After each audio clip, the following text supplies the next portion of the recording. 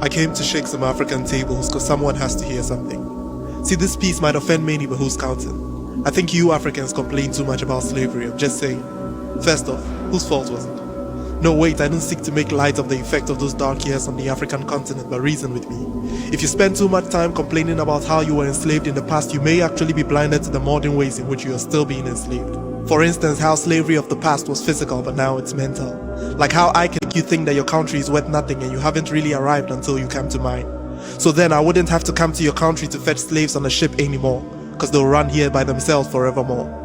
Like how I can make you think that my products are better than anything your country can ever produce, and so you haven't really got it until you import mine.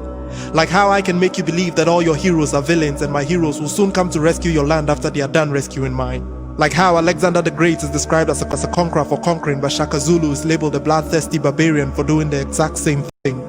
Like how your queen mothers are localized but our queen is globalized. Like how Spider-Man is called a superhero but Kwekwanansa is called a superstition. Like how I can make you think that every aspect of your culture is primitive and every aspect of mine is called modernization. Like how Jigbodi is not a cool name to give to your child, but once you call her Patience, she can move mountains.